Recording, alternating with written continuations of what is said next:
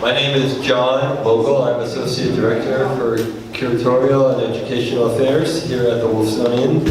And I'm very pleased that once again, as we have for many years, we are collaborating with the Miami Design Preservation League on the Art Deco Weekend lecture series.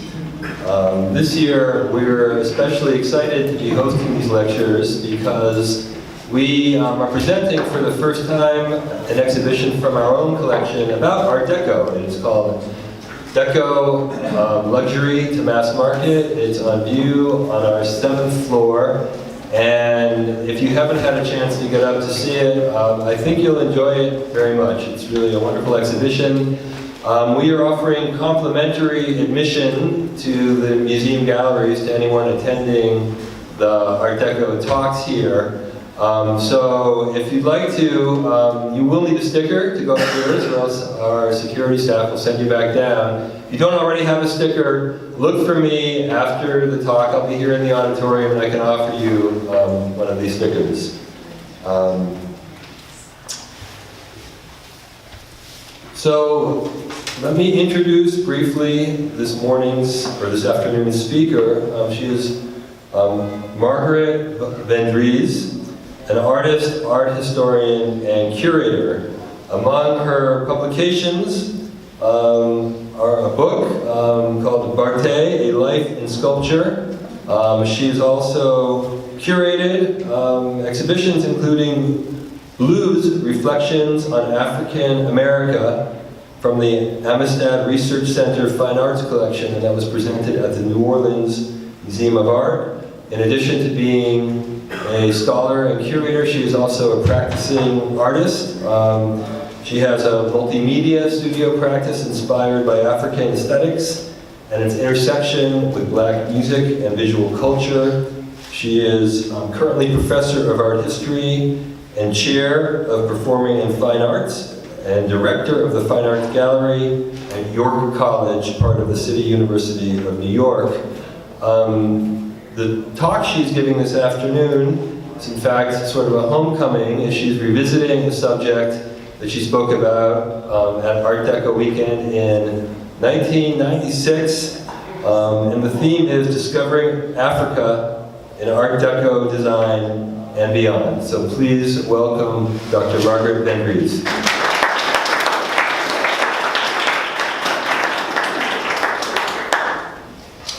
All the formal things about me is over.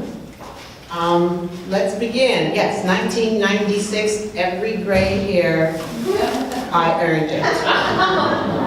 And when I did that talk, I didn't have to wear glasses to do it either. But in 1997, right after this, I had a great time doing this talk. I did receive my doctorate from Princeton University, so I think that this little tip on my CV might have helped a bit.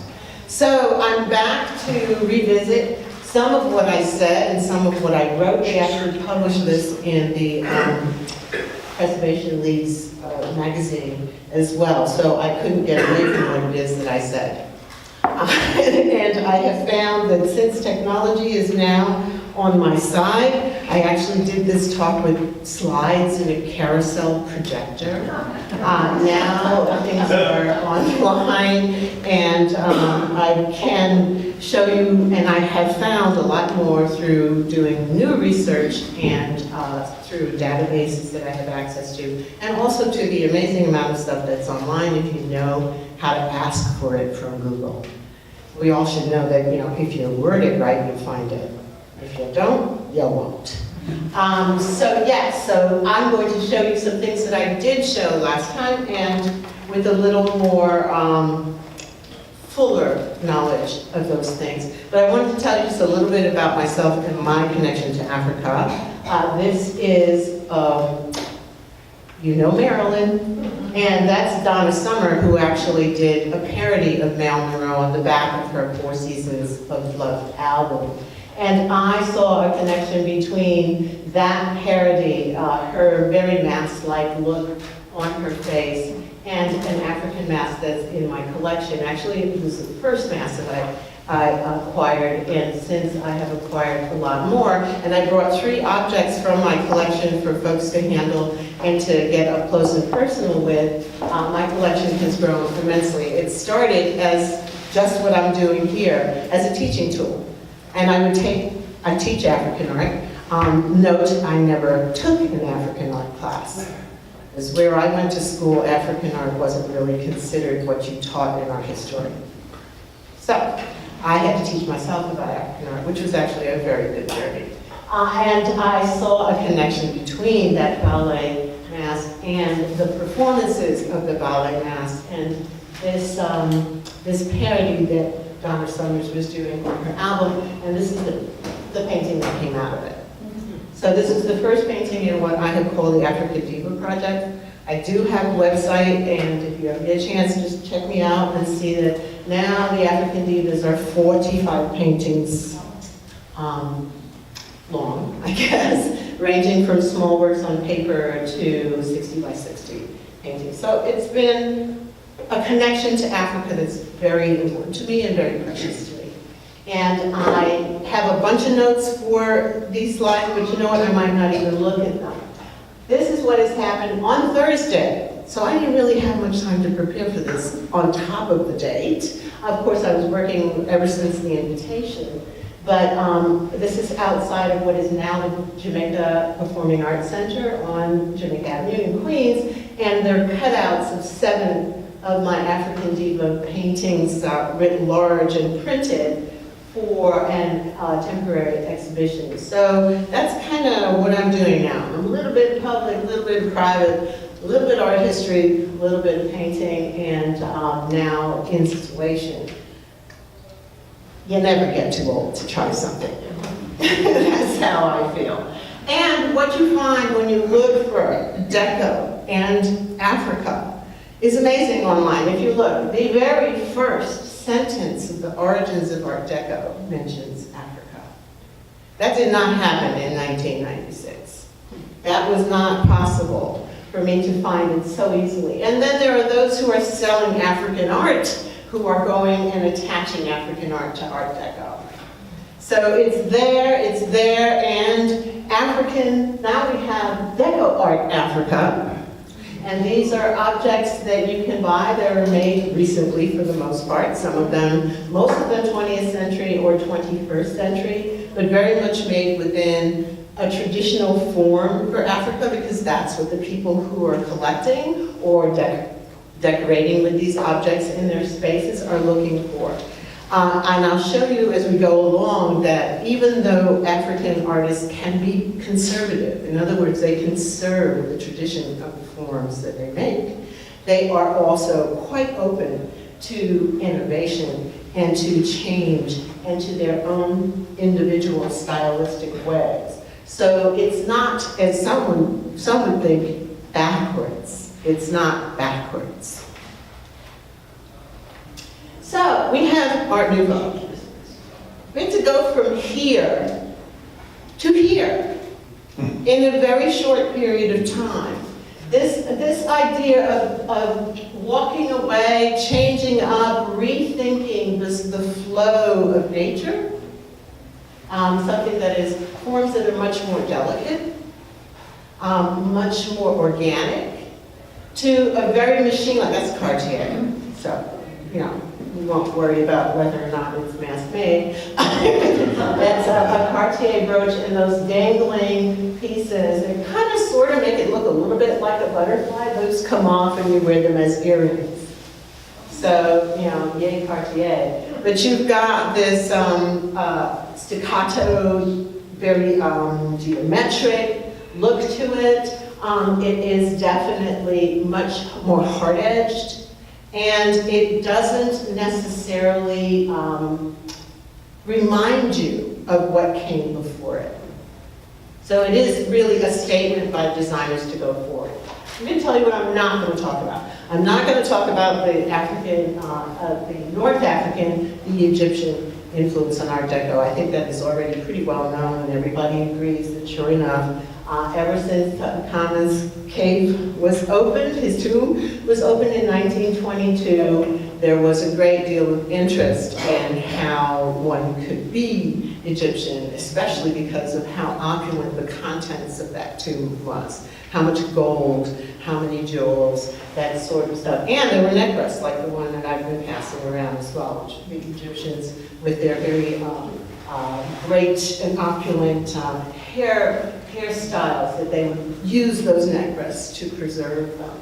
And that's what they were used for in sub-Saharan Africa as well. And that's where I'm going to concentrate most of my talk, on sub-Saharan Africa. There was also a request when I was asked to speak to talk a little bit about how African Americans connected to African art during this period as well. And the connection was ambivalent. This cartoon was published in Vanity Fair. It's done by illustrated by the name of Corbrubius. And we have here a couple, especially the woman who is saying, you know, what kind of woman is that? Except that Corbrubius has drawn her to look somewhat just like that famed reliquary figure.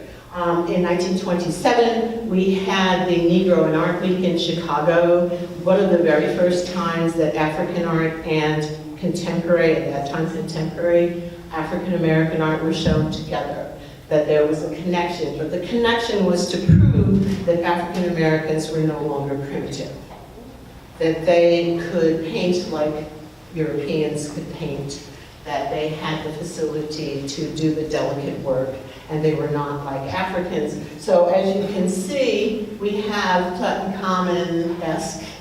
Up here, Egypt, they're throwing Egypt forward as this idea of civilization in Africa, etc. And the sub-Saharan Africa is tucked down here. So you have these black figures in their tuxedos, etc. There was a great deal of effort to show that they had moved beyond their African ancestry, and in the face of attempts at the same time to move away from the caricature of African Americans as loyal retainers who raised white children, buffoons, comics, vaudeville actors, etc., into a more sophisticated environment. I show you Alan Locke up there, and I quote him. His efforts to get African American artists, writers, musicians, and visual artists to think differently about the legacy of their past, to think differently about how African art can embellish their work, can inspire their work. A lot of that came out of, this is 1925, a lot of that came out of the fact that by 1907, European artists had already begun collecting African art and had already begun using it to inspire, to change, to revitalize their work. But still, you know, one has to make a living at what one knows how to do. So you would have the vaudeville dancers, the musicians, etc. And then you would have poets like Langston Hughes, whose Misery is on the top, and that's Aaron Douglas, an African-American illustrator and painter. That is his rendition for the poem Misery. So you can see that there's an effort to do some of the very linear, very angular work that's coming out of Art Deco, but still the ambivalence is there. This is very naturalistic, as if African art is a still life, and not necessarily something that is living and something that is living within African American artists. So we have quite a battle, and Locke continued to publish about this legacy of Africa in order to inspire artists to think differently. But in the face of that, these both are from 1930, in the face of that you're still dealing with this sense of the primitive, the sense of the savagery of Black people that is coming forward. This is a silk, it's a woven silk fabric from 1930, and that's a tobacco tin. So you have exclusive objects that are showing new kinds of patterning that is going on, these overall patternings. if you take a look at design and clothing fashion before this period, you'll see that there's very little patterning except in very expensive woven fabrics, silks, etc. When printing of fabric comes about, the ability to bring the Art Deco aesthetic onto the body changes, and you get more vibrant patterns, etc. And I'll show you some. And that is, of course, is a tobacco tin. I mean, and that was something that was widely disseminated. Upstairs is that, it's the only piece that I had access to with a slide to show you. This is Raoul Dufay.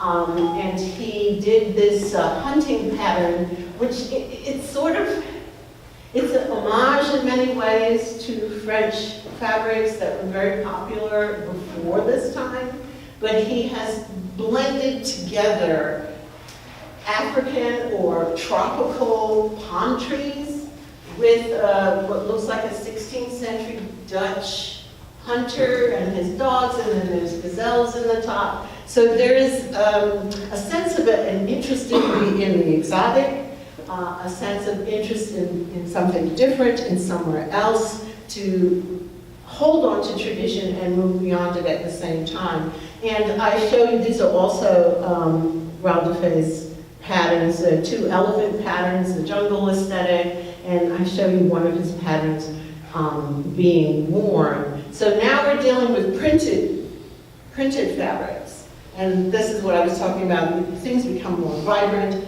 right on people's bodies. And then there was also the craze for animal furs. This is before PETA. So we have leopard, we have cheetah, we have zebra, and we have monkey trim here. So during the 1920s and 30s, this was a vogue, and that was because as colonialism dug in its feet, maybe it was its nails, much of this material was being brought out of Africa. And so the designers, the coat designers, the dress designers become very enamored with how you can really offer something that is totally different. These women would have worn these things as someone who was part of the avant-garde.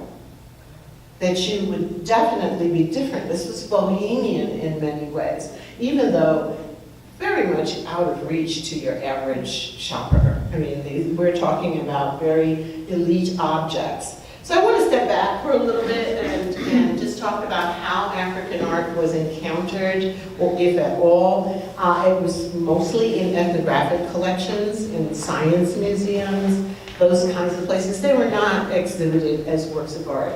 They were also exhibited as types. So it didn't matter whether it was a Nubian spear and a Kuva spear. All the spears went together because there was a sense that Africa was not a continent, but a country, a place. It's a very big place. You can fit 4 United States, 4 of us, into the continent of Africa. It's a large place with many, many, many diverse groups inside of it, but that was not the concern when, in the late 19th century, when these kinds of exhibitions and halls of science took place. And there was also the attraction to the savage, primitive, barbaric, pagan, that was considered the African, and all the stereotypes that came with it. Africans never wore clothes, they were crude, they were primitive. And so when the futurists, the cubists, the synchronists, the surrealists especially, when those artists began doing things that were not making most art lovers and art collectors comfortable, their attraction and collecting of African art began to build a reputation for these particular artists being beyond what people could understand and easily embrace. It took a while. I mean, now Picasso could have scribbled his signature on 2 lines and it's up for, auction for $2 million. Back then, you could get a Picasso because nobody was terribly interested. It took a while. And then along came Stieglitz. And there was a couple of others as well, but Stieglitz is the most well-known. He did this exhibition, of course he was still calling it African Savages, because, let's face it, you got to get that label out there in order for people to come in. So using the term savage was exciting to certain people. Oh my God, you get to go see a savage, and it's in an art gallery. But look at the difference in the presentation. We now have what we would understand to be an art show.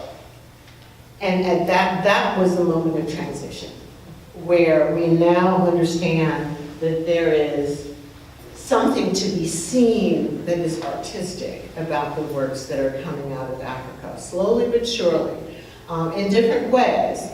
We have expedition people who went, missionaries who brought them back, colonizers who brought them back, and then they became, over time, traders, African traders, who were coming into the United States, bringing work and leaving again.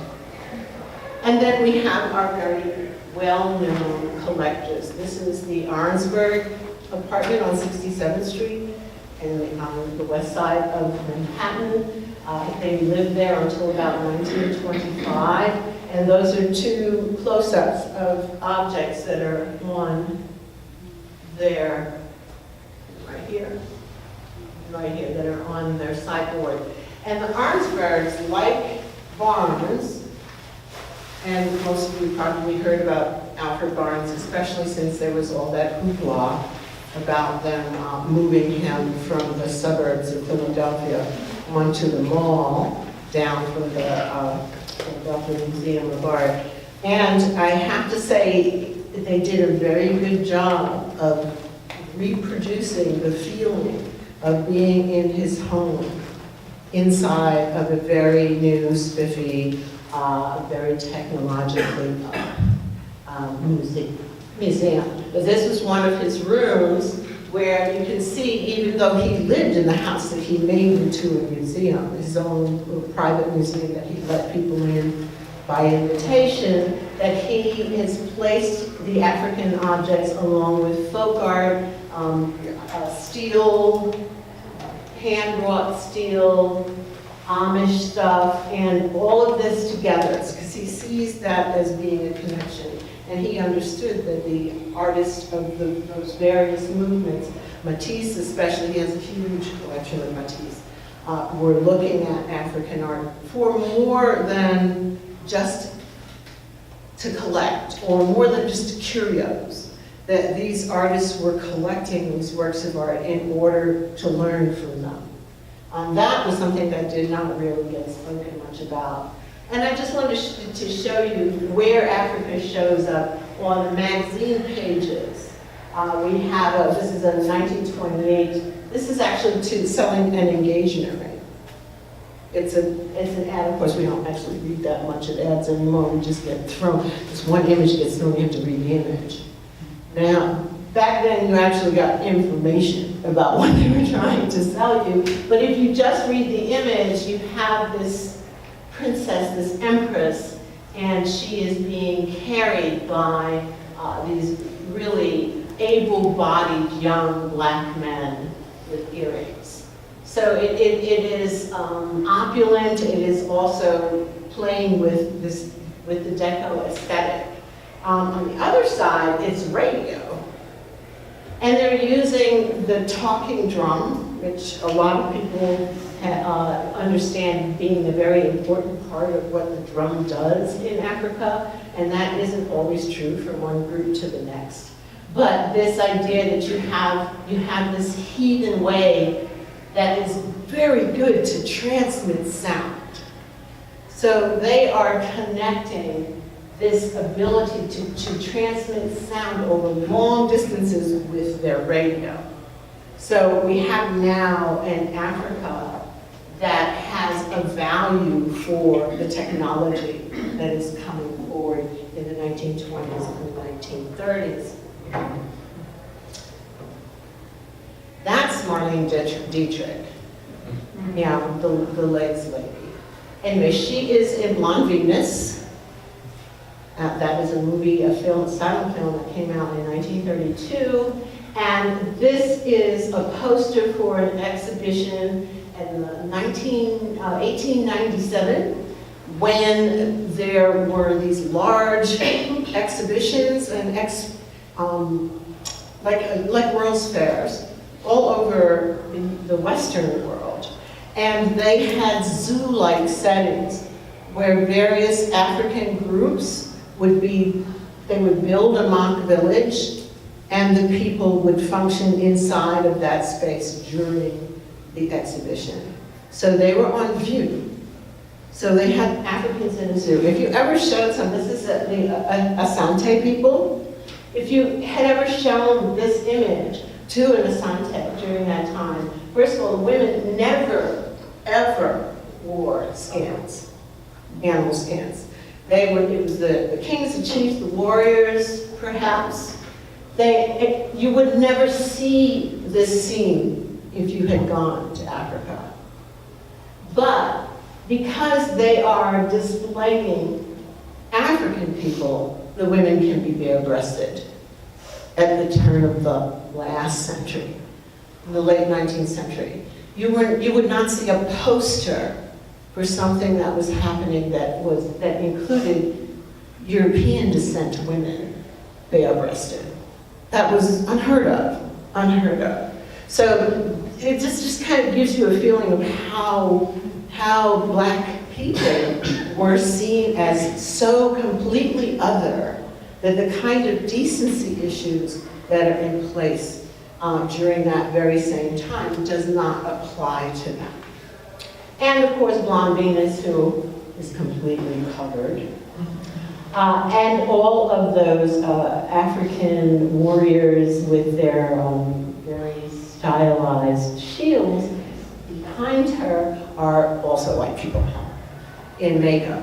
So we did not have on film in 1932, unless it was a film that was an all-black cast, you do not have the races mixed, at least not here. Okay. Just wanted to share with you one of Picasso's lines, which he said in 1917 to his friend, the art collector and philosopher and writer Apollinaire. And one of the things about this quote that I find most interesting is the very last thing, where he says he loathes exoticism. And I don't know what else is here in the famous Demoiselle d'Avignon that isn't exotic. He based this photograph on an image of a brothel in Avignon, and he did indeed at that time, although in 1907 he had just begun to pay attention, he would spend time in the Trocadero in the African galleries, and I've seen photographs of the Trocadero during that time. Now it's the Musée de l'Homme in Paris, where everything is just piled on top of each other. There's no didactics, there's no labels, you don't know what you're looking at, you don't know what they're talking about, it's just Africa. So he walked away from those experiences completely moved, because at that moment he was looking for a way to make something else other than the naturalistic paintings that was expected of the painters during that time. He wanted to be really different. Everyone who saw this back when it was completed in 1907 thought he had lost his mind. No one liked it. Most people laughed. Some people said, you want to turn it to the wall. Don't you dare to try and show this now, because our reputation will be lost. Those other avant-garde artists were saying, if you're going to break the frame in the way you have, you're going to have to do that in your studio, because nobody's going to be ready for it. And they were right. He didn't show this piece until 1937. And this is his Majoli. And again, this is the analytic cubist phase. Later on, not into the can't remember the exact date, but I know we're not in the 20s yet.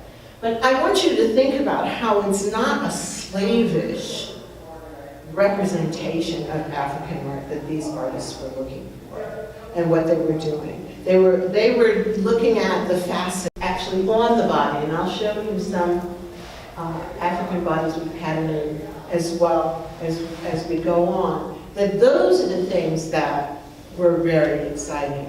The geometric patterning, they didn't know what they meant. When a body is patterned like that, it speaks to a lineage, it speaks to an age grade, sometimes it speaks to the group that African person belongs to, who owned this piece. And I'm going to show you Leger because at the same time we have the machine age coming through. And he is sort of polishing off his nudes.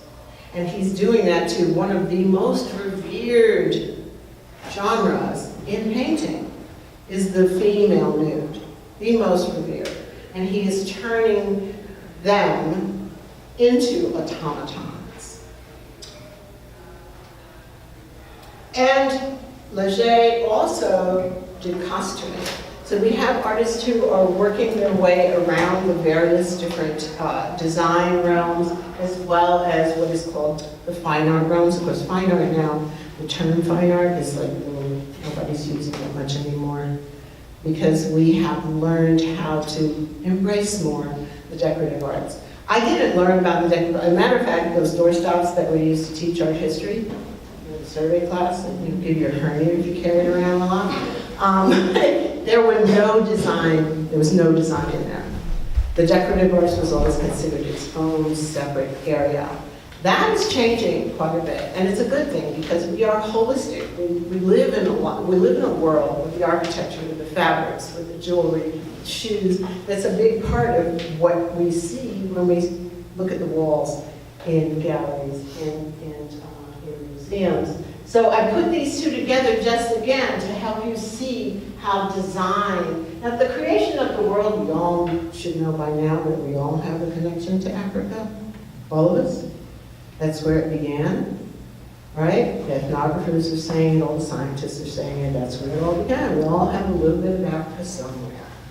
So the creation of the world, it might have been ironic back then, I don't know, but he has created an environment that very much echoed the aesthetic that is coming out of Africa. And that was a very little ivory piece that grew up quite large for you. And again, another play, Anarkali, 1947 Nobel Prize in Literature.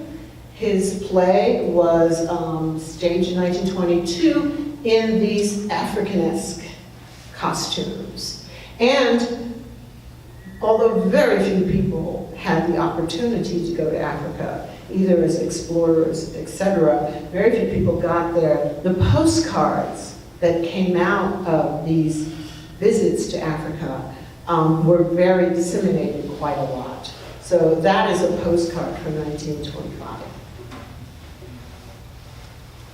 And of course, the 1925 exposition that created the shake the world in terms of what was happening to the decorative arts during this time. Of course, it was in Paris in 1925. It was a big exhibition. A lot of money was poured into it. And a lot of things that were on view there, I was told, through reading some of those reviews that came back out of experiences of having gone through this exhibition, that Africa was very much in the minds of many of the decorators who were on view. One of the things about this exhibition as well is that they did not let any designers who were still looking at doing very traditional sort of Art Nouveau stuff, they didn't let them in. This was supposed to be an exhibition of what was new, what was modern, what was industrial. I show you Man Ray here. I found these two images from him, the negative and the positive, together in one book that I read. And what it did for me beyond this idea of you can be black, you can be white, it doesn't matter, we're all equal, even though it's a mask that is being turned to white, that mask, and this is a photograph from 1922, that mask is already what we would call tourist art. I put next to it a ballet emblem mask, which is a portrait mask, to give you a sense of how much more embellished an emblem, a real emblem mask would look like. That is something that should be hung on a wall. It's not something that would be worn, danced, performed. The thing about African art, we can access singing masks now in many of the most prestigious museums. The Rockefeller galleries at the Met have some of the most amazing things from Africa, but they're not meant to be seen like this. They're meant to be moving. You wouldn't be able to scrutinize a mask in the manner that we can scrutinize it now. They're supposed to dance, they're supposed to make you frightened. They have a job to do. And the job really isn't for us to admire them, even though we're very fortunate that we can. And so, again, when printed fabric comes about, you have artists who are taking their work and creating environments that are lived with their work. So Delaunay here, she has this wonderful Citroen, and we'll talk about Citroen a little bit more as I go forward, and also on fabrics. Very nouveau, very bohemian people. And this is someone who these are not folks who were working class people. These are folks who have a connection to very elite circles, often very wealthy. The Delaunays were wealthy. And I show you this decorative mask from a group that I had never heard of in my life. I took it from a database, 1898. I don't know what that word might have been changed into. Over the years where African art has been written about, the ways that groups are identified has changed. So very often you have to go back and match images to the names in order to figure out that, oh, that's that's somebody from the Negro tribe or something, but I didn't do that. Anyway, decorative works of art coming out of Africa, being made in Africa for the Decoish trade from that time, from early on like that. And I just showed you a documentary, which is in the Metropolitan. So this is not something that I am making up. In other words, there's a direct connection between African art and African and American and Western European artists and designers. And I'm not shortchanging or thinking that the machine age is not important. The machine age actually did play into this as well. But if you look at the mask like on that alien robot from Metropolis, 1927, 1926, this is the poster, and that's still from the movie, but the mask is still very prevalent in this imaginary. This was actually supposed to be the year 2000. Okay, and I think, we're not that far off. And in America, I don't want to shortchange America. A lot of what I've been talking about was happening in France. In America, we had people like, artists like Georgia O'Keeffe, who was Stieglitz's wife. So she was also very much in tune with what was going on with the pared down form, etc., where she did these two of New York, the skyscrapers of New York. And then there's the common man. I don't want to leave the common man out. The Aladdin lunchbox, which was for men, for working men, 1921. And the Cold Point refrigerator, 1933. So it's around that time when the average consumer, middle-class consumer and the working-class consumer were beginning to understand what it meant to stream things down. It turned a sense of how image in the kitchen didn't really matter. Yeah, right now, I live in a 1937 apartment that I had to completely tear apart because the kitchen was this big and nobody went in there except the woman. You know, and these were monsters too, they were very big refrigerators. But that idea that there was an image, that you would create a kitchen that had an image because people would finally start seeing it.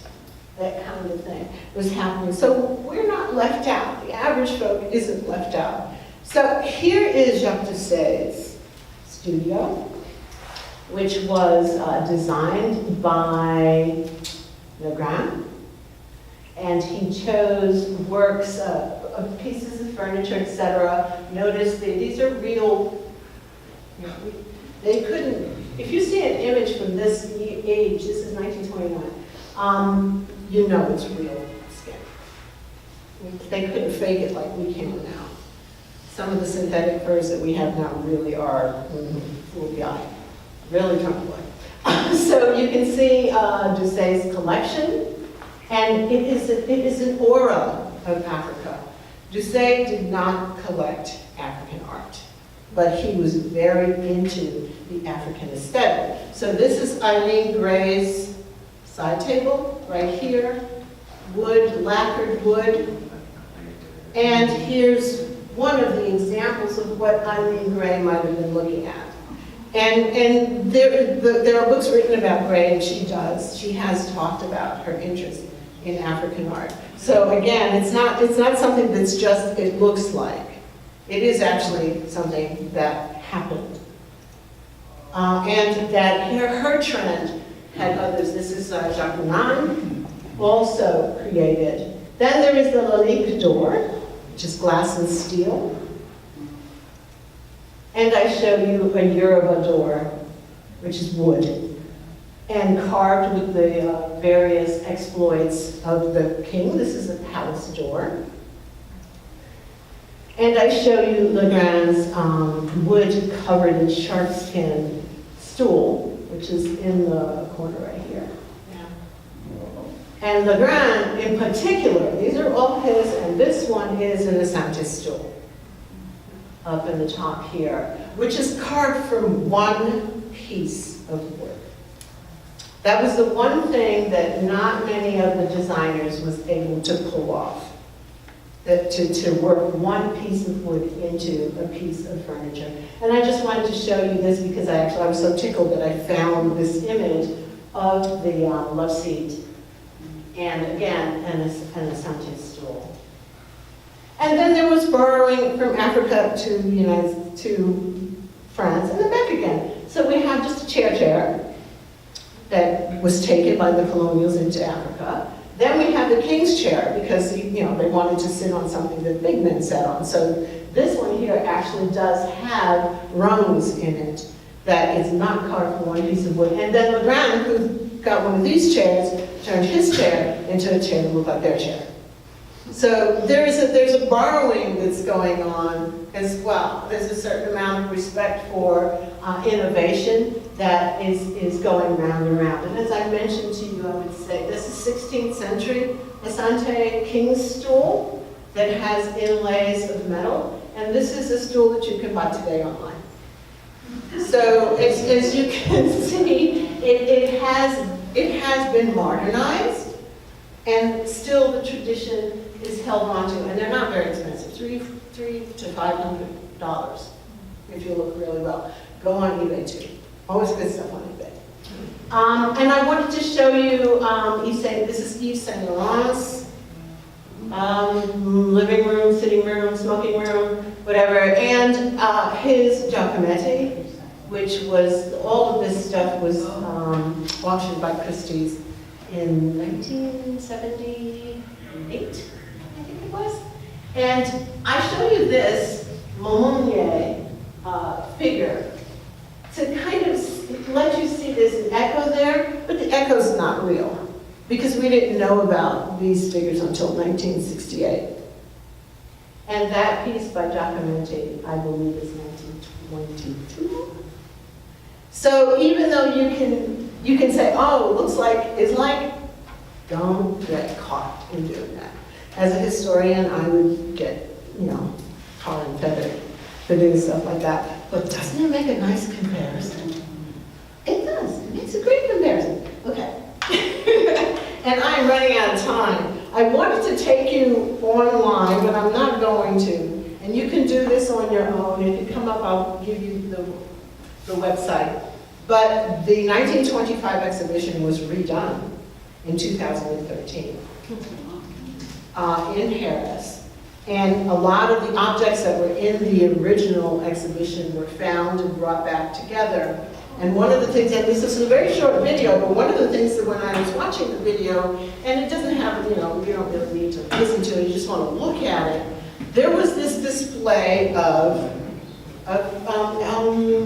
caps on the cars, hood ornaments, and radiator caps. And I'm going, okay, well there's the one that everybody knows, Lalique's glass, and then there's the stuff down here. There are the Mengbetu hood ornaments. These are exquisitely beautiful and photographable group of people in the Congo called the Mengbetu. And the women style their hair in that way. They actually wrap their female children's heads from when they're babies in order to elongate them. And they were a big part of the Citroën's trip through the Congo, through the sub-Saharan Africa. There was a movie made about it. It's 1926. There was a movie made about it. There was images that were published in Vanity Fair, etc. Once again, bare-breasted is okay because they're exotic, because they're different. The eroticism of it is kept not talked about. And because the Mengbetu realized how people were drawn to them, outsiders were drawn to them, they started making works in ivory, in stoneware, etc., with their images on it, because there became a market for their images. Where do they sleep? Where do they sleep? On one of those necklaces. I mean, that is one of the ways that you would keep your head raised off of it. Yeah, because it took forever to wrap their heads in that way. They also always wore these aprons covering the back, so that when they sat on the ground, they weren't on the ground. And these are wives. The Mengbetu kings, some of them would have over 100 wives. The more wives you had, the more offspring you had, the more offspring, the longer your line will be. And so we have also, this is Hart, and I can't remember his first name, but his last name is H-A-A-D-T. Hart was the organizer of the Citroën trip across sub-Saharan Africa, and he brought back many objects with him. And as you can see on his wall, he has some of those aprons, which the women made out of banana leaves that they burned and dyed in certain ways so that they could create these very distinctive designs. No women would want to wear a design that looked, does that sound familiar? Right? Don't you dare wear that dress. And of course the skins, and where I read and found this image, supposedly those were skins of animals that he shot. And then we have this slit drum, which is a huge monster of a thing. It can even get bigger than this, that were used in the King's Orchestra. This is also Mengbetu. And it was also used to send messages to far-off huts, etc., within the village. So that is just curiously sitting there. It wasn't even turned into a coffee table. And this was a smoking room.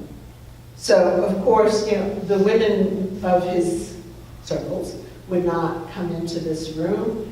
And that's, Ayakolev is the name of the painter. And he was taken along on the expedition to actually make drawings of what they saw beyond taking photographs. And I'm running out of time, you guys. And I'm not going to say a whole hell of a lot more, but I am going to let you see the rest of my slides. This is Nancy Kennard. She was what was referred to as a Negrophile, and there were a lot of Negrophiles in Paris and New York during this time. And she was taken to wearing these ivory panels, these ivory bangles piled up on top of each other. She hung out with Black people. She was the partner of an African-American writer, and then she was disowned from her family. You know, the Cunard lines, and they're still on the water today. So she ended up being disowned from her family because of her interest and her willingness to be a part of what was going on in the world of African-American and in Paris as well. So she was naughty. The ivory, the large, heavy ivory panel of bangles on the edge there were actually worn by Dinka men, not women. And the ones at the top are men too. And so I'm just going to show you some of the images, how African Americans in Paris sort of turned around people's images of what African people could do and how entertaining they could be. And this I am going to let you see. This is the famous banana dance. And it's only a few minutes long. You see her arriving in the trees. And you'll notice when they did come and visit this, to do this filming, she wore a bra. She didn't wear a bra normally, which makes actually more sense and is much more attractive. But basically, at this moment, Josephine Baker was supposed to be a monkey with a collection of bananas.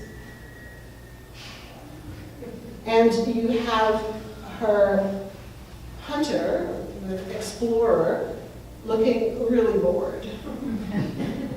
How they could look bored when she was looking like that, I had no idea. So in case you never saw that, but heard about it, there it is. And it is actually available online. But Josephine, and I want you to see, I sent around the air flap, the design. That's actually an earring, an ear flap, that I sent around for you to see. This is Dunan's neck rings. There's Josephine in one of his lacquer panels. And here is an actual start back, a design back of an African woman in the Democratic Republic of the Congo, and how those kinds of patterns show up on African pottery as well. And that not all of the designs that Africans use were meant to be something spiritual. They do speak to, if you, this is a Nuba woman, this is a very elaborate scarification that she has, but that is a status symbol. It's a status symbol, and if a woman was able to go through that kind of patterning on her body, she was revered. This is someone who is very strong and very resilient. And I just show you a deco pot on the side. Lenoble is the name of the designer. Just that the rounded edges, as if the pot was cut, had been cut into, as if it was cutting into skin. And I want you to see a king. I mean, kente cloth is woven, strip woven, and this is a particularly royal pattern as well, and that's another Dunan lacquer panel. The civilizations of Africa have the same level of pomp that they do in London and Paris, etc., with their various regalia. And that the patterns, this is 1923, the patterns that, this is a collector in Brooklyn who brought these, I showed you, I had the woven piece going around, that they, because of the ability to print on cotton, that these designs were part of what influenced these kinds of patterns for women's dresses. And that it's a collaborative effort between the men who make the base, the women who weave, embroider in the patterning. The patterns are, for each one is different from the other. You'll never see that are the same. They're not machine-made, and according to people who have done research close to the kuba, the women very often tell stories inside their patterns. And if they are, whoever is in the circle of embroidery know the story that's being told, and that's it. All we get is the design. So I show you some other ones. This is Le Grand. This is Le Grand French. These are African, the influence, the inspiration for his work. And again, Irene Gray. And this is that initiation. That's actually worn on the head. It's danced on the head. It's tied on with a basket. And the allure, the sort of the warmth that African art will bring. And this is an actual Asante stool this time, instead of someone else's take on it. And again, this is Le Grand and a Dogon stool. And I had to show you this because I found this online. I was like, is that not amazing? That is the whole zebra, maybe 2 or 3 zebras that are on there. But it's still alive, it still survived all this time. And how we still have rooms, have access to designers who are doing rooms that have that African feel. This is Lichtenstein's, and it is actually named Interior with an African mask. Even though you have the interior, and it's a huge painting, and then the African mask. So that is what is making it stand out. Travel during the 1920s and 30s. This is actually a 16th century salt cellar, and one of the very first tourist arts that came out of Africa. That was, the Portuguese commissioned it. They brought images of stemmed goblets and asked the carvers to replicate it. And knives and spoons and forks were not used in Africa. These were carved out of ivory by manufacturing designers for the tourist trade. And today, I just wanted to show you some of these sort of correlations that I found. This is my mind working, and you might not be able to follow me, but I'm going to share it with you anyway. This idea that the eroticism, the exoticism, the spectacular that is Africa in people's minds continues with the sale of objects like bathing suits and jewelry and lingerie and shoes. Do note in the heel, I will go back, in the heel of this Dior, dangerously high pair of sandals, and Hermès, that to the beat of Africa, right? You can't even buy a scarf used for less than you pay your rent, with Hermès, but yeah, it's about this, that Africa has an appeal even for the highest end goods that can be purchased. And what does this mean? In the end, what does this mean? Because I kept looking for ways that connecting to Africa through the decorative arts in this country and in the rest of Western Europe has created a change in the way that we approach what Africa means and what African design, which is what you see here in this Maasai mother, what African design has done for us. I don't know, I still see it. It's still sensationalized. It's still the spectacular. It's still the other, even though we are supposed to be a much smaller Europe now.